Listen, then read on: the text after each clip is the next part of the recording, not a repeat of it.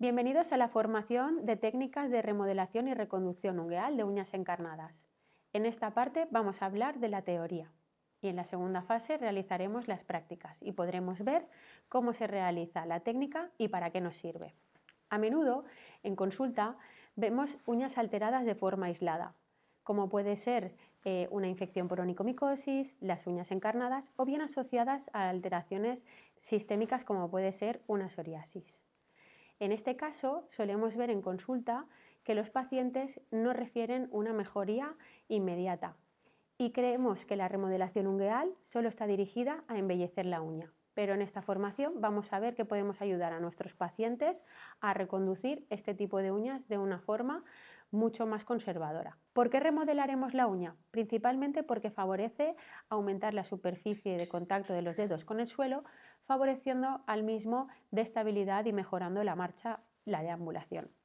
Además, la lámina protege de las anastomosis vasculares de posibles microtraumatismos, como el que hay a la hora de caminar dentro del calzado, dentro de diferentes disciplinas deportivas o del calzado laboral, por ejemplo.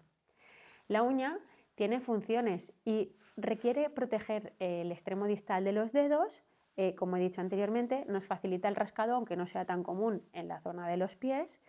Tiene una destacada función estética y además contribuye a aumentar la sensibilidad en la superficie de los dedos. ¿Vale? Esto sería muy importante y va a valorar cuando un paciente, por ejemplo, no tiene lámina ungueal y te percibe que no nota que tiene la misma estabilidad. Estoy convencida de que si lo comentamos en consulta, algunos de estos pacientes aquejan esta sensación.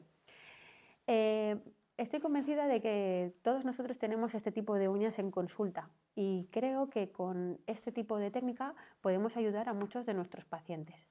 No a todos los que salen en la imagen, pero ahora adelante veremos a cuáles sí y a cuáles no. Para realizar la técnica de remodelación ungueal tenemos que tener en cuenta la unidad ungueal. Y aunque soy consciente de que tenemos conocimientos en anatomía de la uña, es importante destacar por qué son importantes cada parte de esta unidad ungueal. La lámina ungueal. ¿Por qué hay que tenerla en cuenta? No porque solo vayamos a reconstruirla, sino porque tenemos que intentar replicar la anterior lámina que tenía el paciente.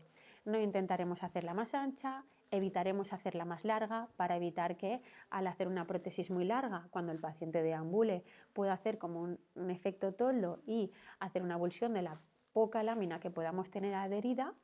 Y no evitaremos también hacer onicocriptosis. Si tenemos una lámina que tiene una anchura de 0,5 centímetros y la hacemos de 0,56, a lo mejor cuando el paciente deambula o cuando esté en contacto con otros dedos, producimos una onicocriptosis derivada del tratamiento.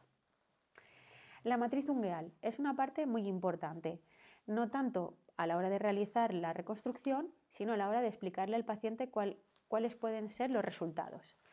Con esta técnica no vamos a poder modificar la matriz. Como bien sabemos, la matriz es una parte anatómica que se encuentra en la parte más proximal por debajo de la piel y con la reconstrucción no vamos a poder llegar a ella. Por lo tanto, si tenemos una matriz alterada, es decir, una matriz que lo que hace es que la lámina salga engrosada, salga amarillenta, no vamos a poder modificar esta condición. Lo que sí que nos va a dar la matriz es una previsión de lo que vamos a encontrar en el resultado final. Es decir, tengo una uña amarilla, no la voy a poder cambiar, pero a lo mejor con el modificado y la remodelación de colores, pues puedo cambiarle un poco el color. Por otra parte, el lecho para mí es una de las partes más importantes de la remodelación ungueal. Es decir, tendremos un mayor lecho, tendremos un mayor resultado óptimo. ¿Qué quiero decir con ello? Es decir, el lecho se extiende desde el borde más distal hasta el borde más proximal y en el lecho es donde más adherencia va a haber de la prótesis, es decir, va a ser nuestro pegamento al tratamiento. Si no tenemos lecho, no tenemos zona donde podemos adherir la remodelación, la prótesis como tal. Por lo tanto, si tengo mayor cantidad de lecho, podré poner mayor cantidad de prótesis y por lo tanto habrá mayor adherencia. En los pacientes en los que tengamos menor lecho, tendremos que reconducir la uña y realizar una prótesis ungueal de acuerdo al lecho que tenemos. Si tengo muy poco lecho y pongo el doble de prótesis, probablemente cuando el paciente deambule y el lecho sea insuficiente, el borde distal nos levante la prótesis. El hiponiquio empieza donde termina el lecho ungueal y es una parte para mí imprescindible en esta técnica. Será donde finalizará, donde debería finalizar la prótesis ungueal. Como bien he dicho anteriormente, si realizamos una prótesis que sobrepase el hiponiquio, cuando deambulemos, ese sellado se habrá visto sobrepasado y el muro distal podrá levantar la prótesis. Y podremos encontrar dos cosas. Podremos encontrar que se levante la prótesis y que al paciente se le caiga y vuelva a consulta a decir, oye, me ha caído el tratamiento, o podemos encontrar un efecto secundario no deseado, que podría ser una avulsión ungueal. Por lo tanto, en pacientes como el de la imagen, el final de la prótesis ungueal sería donde tenemos la flecha. ¿Que queremos conseguir que la uña crezca más? No pasa nada, necesitamos tiempo. Realizaremos una prótesis ungueal y a los 2 meses el paciente volverá y la volveremos a cambiar. ¿Y qué encontraremos? Seguramente que ese hiponiquio esté más distal, es decir, haya adelantado y podamos tener mayor superficie de agarre de la prótesis ungueal.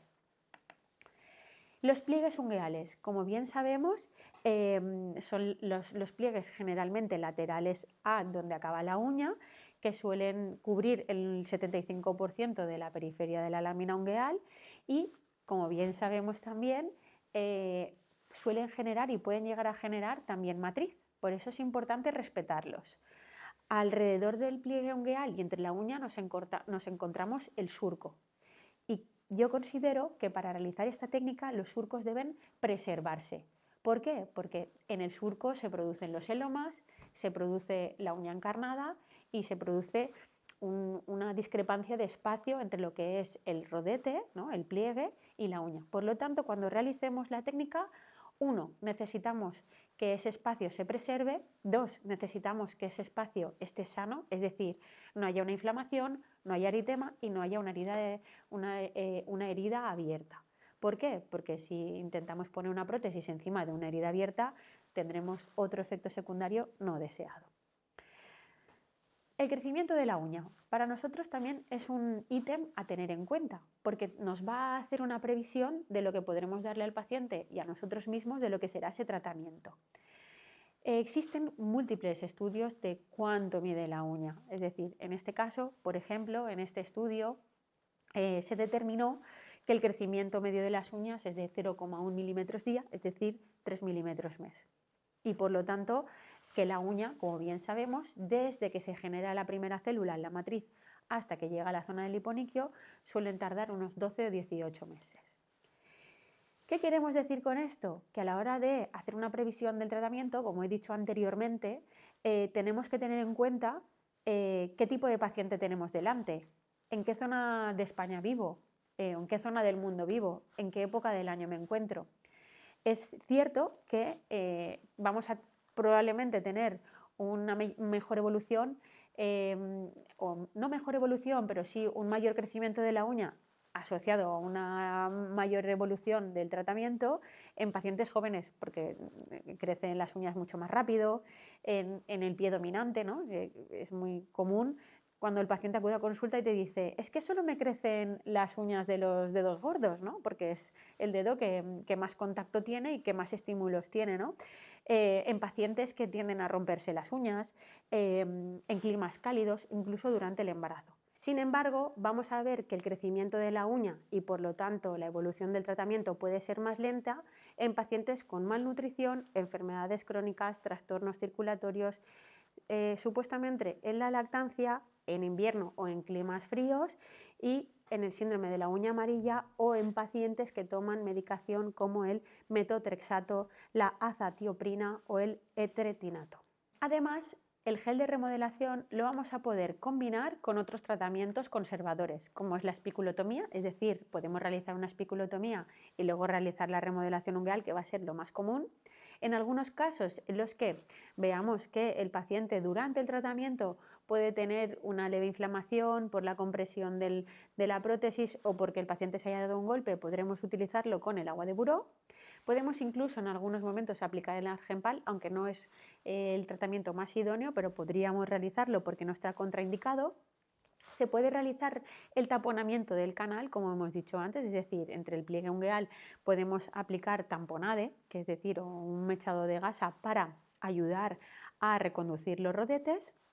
Podemos combinarlo con una cánula plástica, con la ortonixia plástica, con la ortonixia metálica y además también podemos combinarlo con el uso de dispositivos externos como puede ser el Nail Repar, que como bien sabemos es un dispositivo diseñado para evitar la hiperextensión del dedo y por lo tanto los traumatismos directos sobre la uña, que generalmente nos pueden dar no solo una alteración de la uña sino una confusión o una zona previa a la infección de la onicomicosis, y también lo podemos utilizar combinado con el Fixed-Toe. Es decir, por ejemplo, algunas veces vemos que la alteración ungueal está derivada de un alus valgus asociado a un segundo dedo en garra. Y cuando intentamos o modificamos la alineación de estos dedos, la alteración ungueal desaparece y si no desaparece de forma completa, por lo menos disminuye. Por lo tanto, podemos utilizarlo de forma combinada siempre que el profesional lo considere. ¿Qué ventajas tenemos del gel sobre otros tratamientos? Tenemos una composición menos tóxica e irritante, porque sabemos que previo a la aparición del gel se utilizaban otro tipo de acrílicos que eran un poco más tóxicos.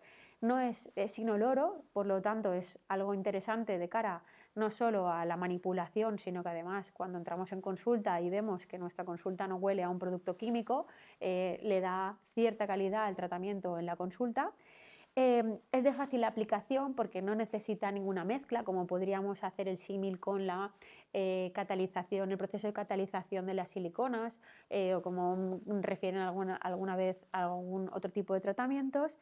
Y que además lo más interesante es que es autonivelante, es decir, cuando empezamos a realizar la técnica, cuando existe poca práctica sobre el producto, es muy fácil aplicarlo cuando el producto no hay que modificarlo, no hay que masajearlo, no hay que intentar darle forma, sino que aplicas una gota sobre la zona a tratar y el mismo producto se va nivelando de manera que con 3 pequeños toques sobre la lámina prácticamente tienes el diseño de la prótesis.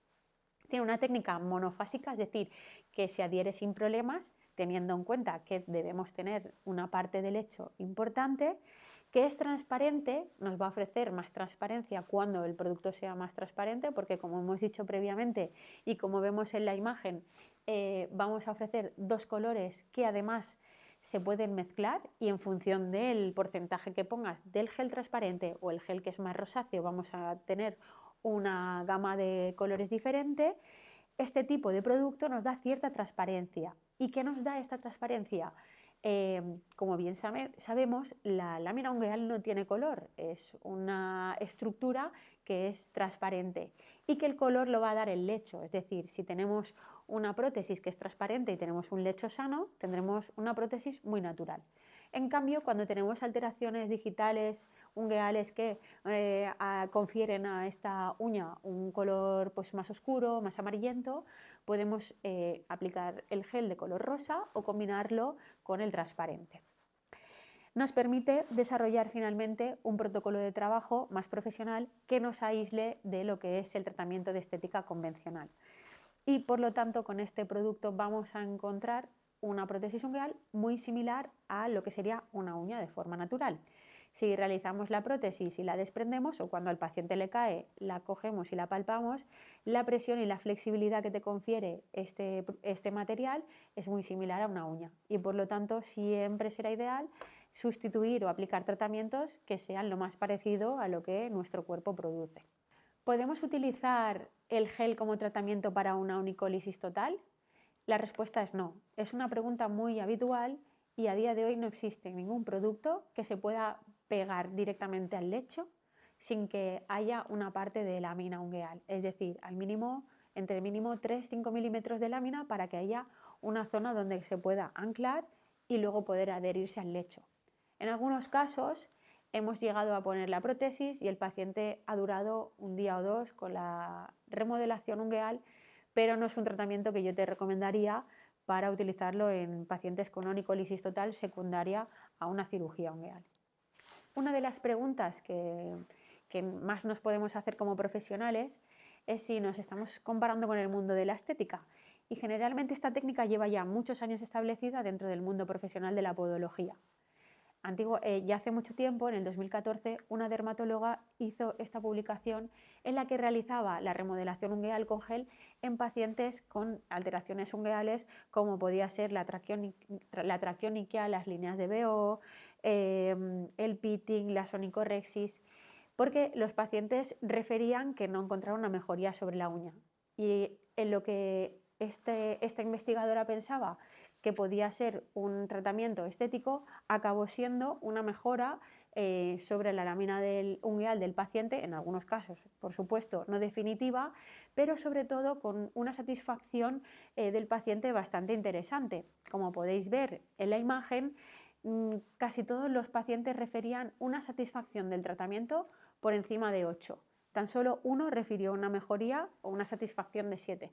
Por lo tanto, tenemos en cuenta que realizamos tratamientos sobre nuestros pacientes, pero también queremos que estén contentos y también queremos que estén satisfechos con el mero hecho de salir de consulta y verse la uña en buen estado. Actualmente no existen muchas publicaciones con respecto a la remodelación ungueal como tratamiento conservador de uñas encarnadas.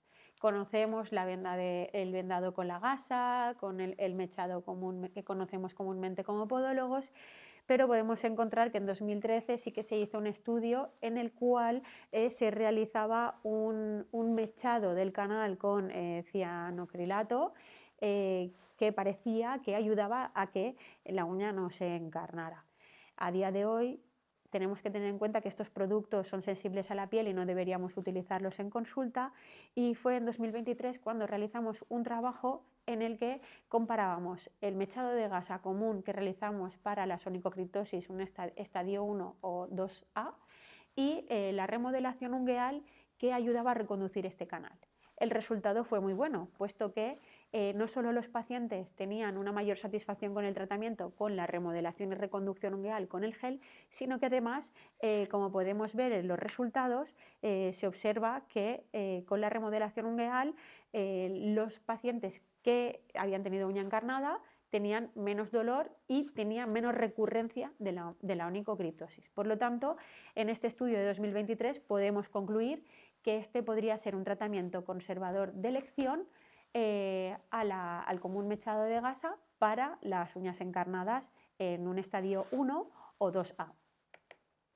Por otra parte, otra de las cosas que nos dice la bibliografía y que muchas veces nos sorprendía al realizar la remodelación ungueal, como bien sabemos y hemos comentado anteriormente, no solo vamos a utilizar la remodelación ungueal como tratamiento estético o para las uñas encarnadas, sino que a veces el paciente acude a consulta con una distrofia ungueal que podría estar asociada a una onicomicosis, pero el paciente requiere que no quiere salir a la calle con las uñas, con la lámina ungueal con esa afección, que por favor, que si se las podemos tapar.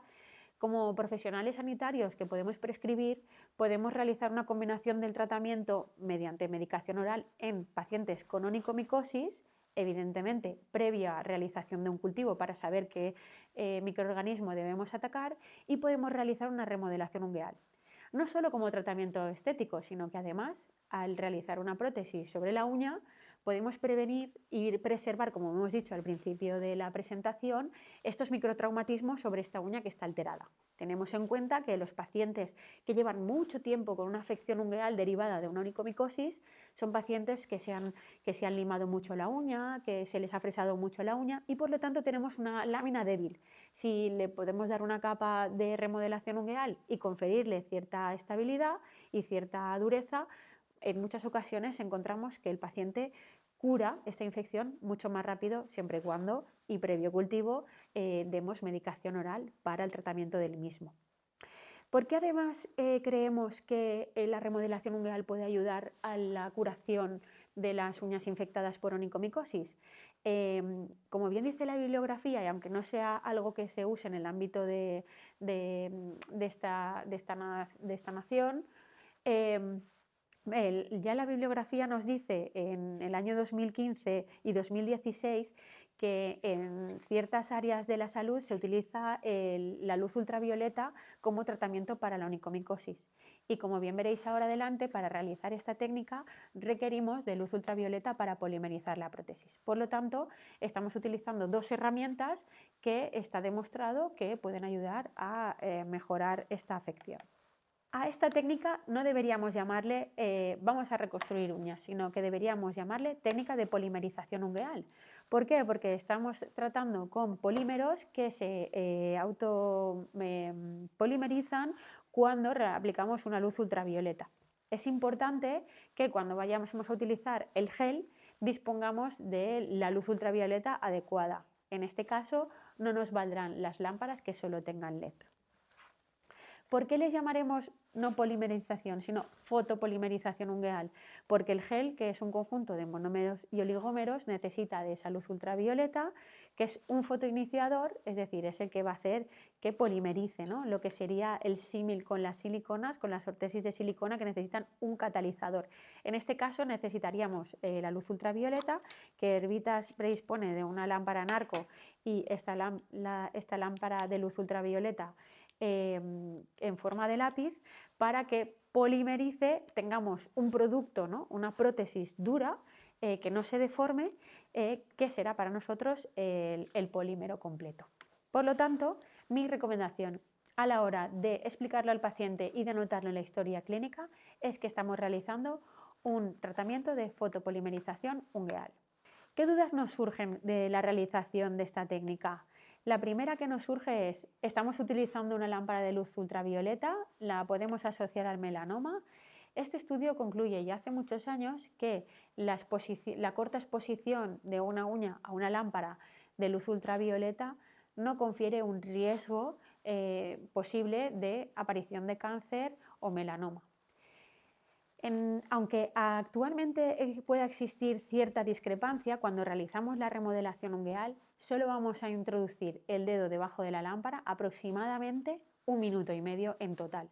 Y solo lo vamos a hacer una vez cada 2 meses, generalmente como máximo 5 veces al año, como máximo. Por lo tanto, estamos exponiendo a una cantidad muy pequeña de radiación ultravioleta a nuestras uñas, con lo cual estamos realizando un tratamiento completamente seguro a nuestros pacientes.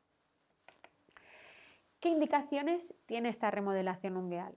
Tendremos que encontrar y escoger el sentido común, es decir, podemos aplicar la remodelación ungueal en tratamientos, como había comentado en el estudio anterior, pacientes con líneas de BO, una braquioniquia, coiliquioniquia, onicofagia, no onicofagia de morder, sino pues el típico paciente o incluso en pacientes infantiles que tienden a romperse las uñas de los dedos, en algunas onicogrifosis para después de rebajarlas proteger lo que es la lámina y que el paciente no tenga tanta sensibilidad, en fin, todo tipo de alteraciones ungueales que no requieran una infección, ¿no? Generalmente. Pero lo importante cuando vayamos a indicar el tratamiento es saber qué queremos conseguir. No solo quiero aplicar un producto encima de la uña, sino qué quiero conseguir y qué espera mi paciente de ese tratamiento. Generalmente mi recomendación va a ser que se realice para reeducar lo que es el canal ungueal, probablemente después o sin cirugía ungueal de una uña encarnada, como he dicho anteriormente, tal y como hicimos en el estudio. En pacientes con alteración ungueal secundaria a tratamientos oncológicos, es decir, pacientes con onicolisis distales o con onicomadesis, que les confiere una pequeña capa de dureza a la uña, previniendo el pequeño traumatismo que pueda conferirle el calzado y esa uña que esté débil. En pacientes con patología ungueal secundaria a tratamientos medicamentosos, como prevención del tratamiento del calzado laboral y en algunos calzados deportivos, pero ojo, alarma, hay que tener cuidado, no podemos indicarle o realizar una remodelación ungueal a un paciente que está jugando o está realizando un deporte de impacto, porque probablemente esa prótesis acabe cayendo o se pueda incluso romper. Siempre que el paciente no refiera alergia a ninguno de los componentes del producto, generalmente si fuese así, solo pondríamos el gel sobre la lámina y el lecho, el paciente podría sentir un escozor o que no tenga cierta sensibilidad a la luz ultravioleta, que en este caso no existen muchos pacientes, pero hay ciertos pacientes que ya son conocedores de que la luz ultravioleta les puede dar algún tipo de sensibilidad. Y como bien podréis ver en la imagen, os pongo en pacientes con psoriasis ungueal. Como bien sabemos, la psoriasis ungueal puede afectar de muchas maneras. Aquí en este caso a lo que me refiero es a esa psoriasis ungueal que afecta en forma de onicólisis distales, onicomadesis, no a las onicogrifosis como tal. Y en este caso hay que tener en cuenta que vamos a poder encontrar una mejoría temporal de este tratamiento en este tipo de pacientes. ¿Por qué digo temporal? Porque va a tener un efecto determinado como algunos tratamientos como puede ser la toxina botulínica. Por ejemplo, tengo un paciente que tiene una psoriasis ungueal con onicomadesis o onicólisis distales. Esto le afecta de forma pues, muy social porque la paciente no se quiere poner sandalias porque le da mucha vergüenza cómo se le quedan las uñas. Ahí realizaríamos un fresado exhaustivo de toda la alteración, al menos 4 meses antes de un evento de la época estival. Haríamos ese fresado exhaustivo y realizaríamos luego la remodelación ungueal al menos un par de veces para conferirle fuerza a la uña. Pasado el tiempo estival, probablemente el efecto de esa dureza que le hemos conferido a la uña desaparezca y no sea un tratamiento de forma definitiva. Pero bueno, es una herramienta más que podemos ofrecer a nuestro paciente. Contraindicaciones, como he dicho constantemente, utilizar el sentido común como profesionales. Vamos a realizar una prótesis que confiere dureza, aunque flexibilidad también al dedo, y por lo tanto no deberíamos utilizarla como un tratamiento dirigido a curar una onicomicosis, sino como una ayuda. Igualmente con las infecciones bacterianas.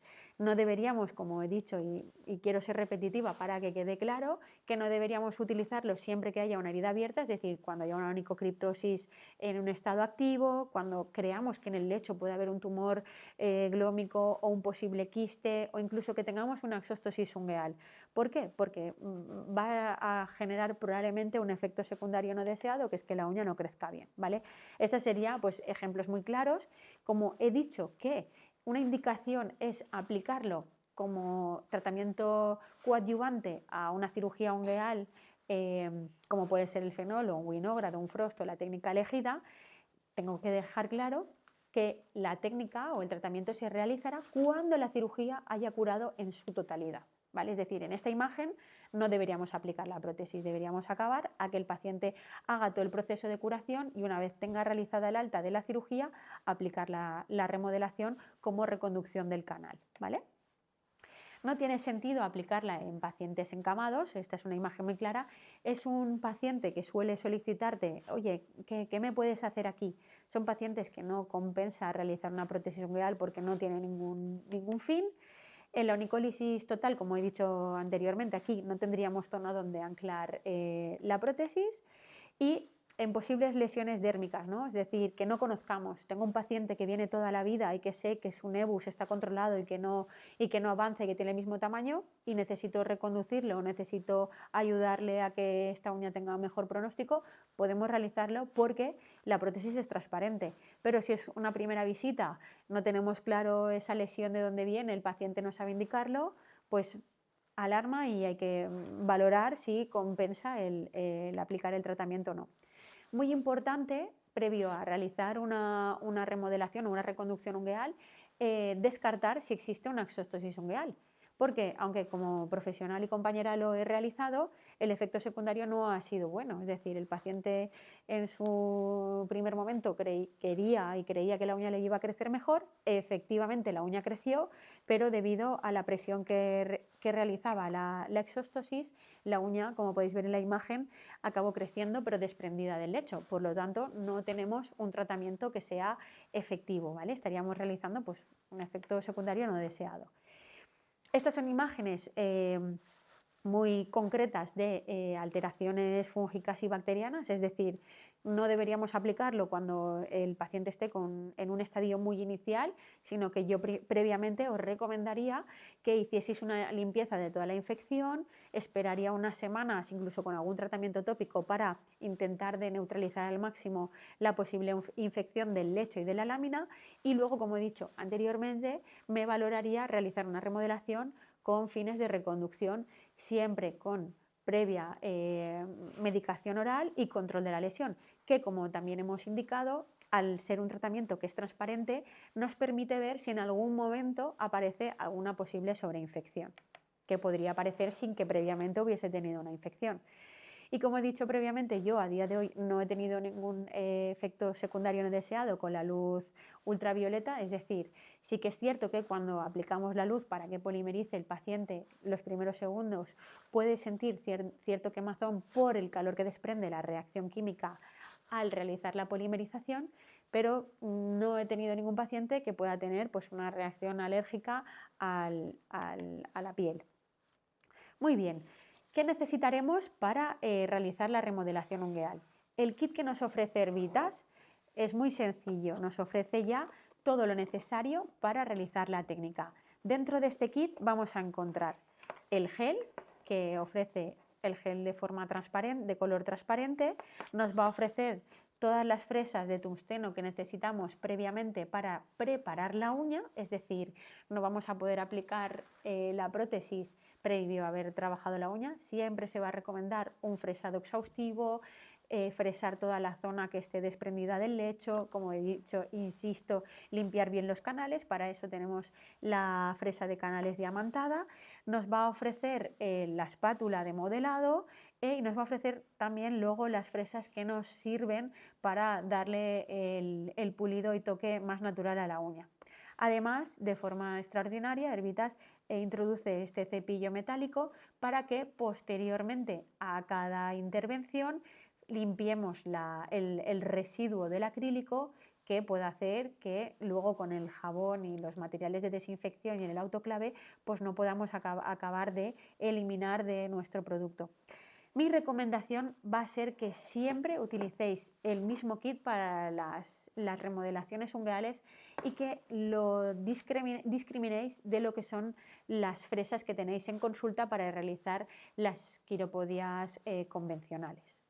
Dentro del material específico para realizar la remodelación, además del kit, deberemos escoger con qué tipo de lámpara vamos a trabajar. Hervitas ofrece esta lámpara en forma de arco que nos confiere tranquilidad porque nos permite trabajar con las manos libres, ya que podemos situarla encima del sillón y que el paciente ponga el pie por debajo, y podemos utilizar esta lámpara tipo lápiz, que en realidad es mucho más rápida que la lámpara en forma de arco. Esta nos deja las manos libres, pero necesitamos al menos 2 minutos para fotopolimerizar, y la lámpara tipo lápiz es mucho más rápida y en apenas 30 segundos tendríamos la polimerización realizada.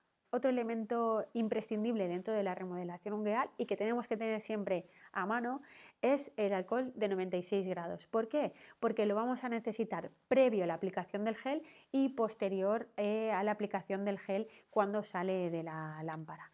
En este caso, si no lo realizamos previo a la aplicación del gel, probablemente no se quede bien desengrasado y se nos quede algún residuo de la limpieza y del fresado de la lámina, y puede que en el futuro la prótesis caiga cuando el paciente esté en casa.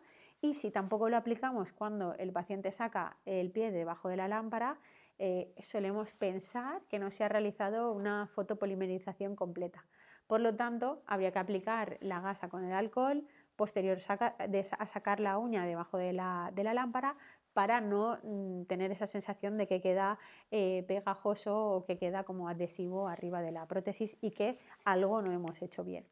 Estas serían las 4 fresas que os recomendamos para realizar la técnica de fresado y reconducción, es decir, para que quede la prótesis lo más natural posible.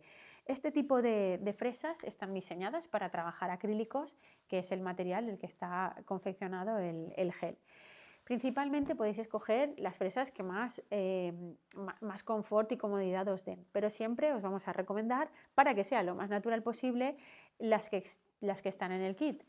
¿Cómo son este tipo de fresas? Son fresas de carburo de tungsteno con forma de bellota o triangular, es decir, que sean cómodas para apoyar la fresa sobre la lámina y que nos confiera confort a la hora de hacer el fresado, con un corte cruzado muy fino para que el surco que deje la fresa sobre la prótesis no sea muy grande, y esta misma fresa la incluimos en el kit también con forma de fresa de canal. ¿Por qué? Porque si se nos queda material dentro del canal podremos retirarlo de forma muy cómoda, porque es mucho más fácil retirar y fresar este tipo de gel con este tipo de fresa que con una fresa diamantada, porque la fresa diamantada está indicada y suele utilizarse para la piel.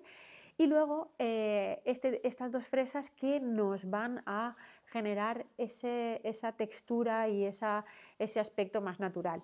Este pulidor de silicona de grano fino que tiene este color así pues, grisáceo, lo que va a hacer es que pula, ¿no?, los surcos que ha dejado previamente en la fresa de tungsteno, y debe utilizarse a revoluciones muy bajas, no superar las 10.000 revoluciones por minuto.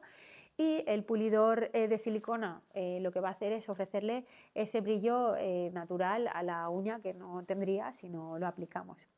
Generalmente una de las dudas que soléis tener es: ¿y puedo dejar la uña sin fresar?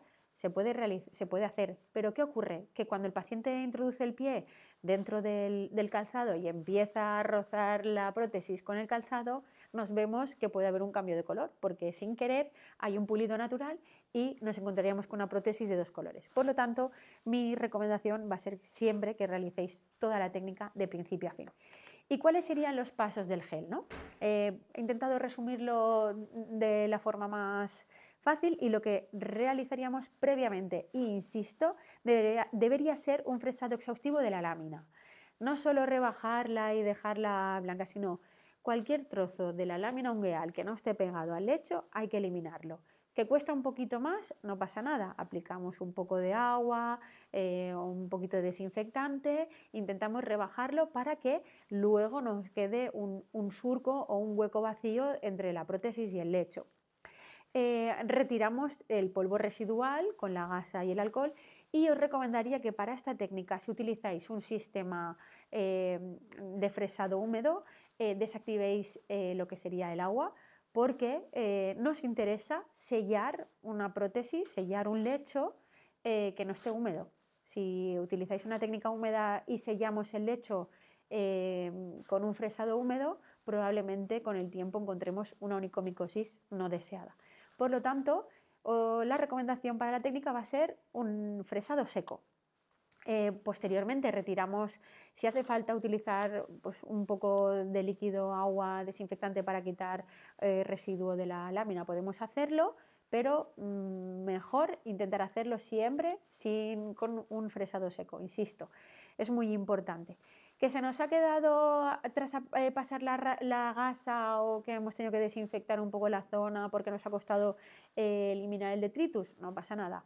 Podemos coger la lámpara y aplicar sobre el lecho unos 30 segundos para secarlo, ¿vale? Y además pues deshidratar la uña al máximo para que la prótesis tenga más adherencia.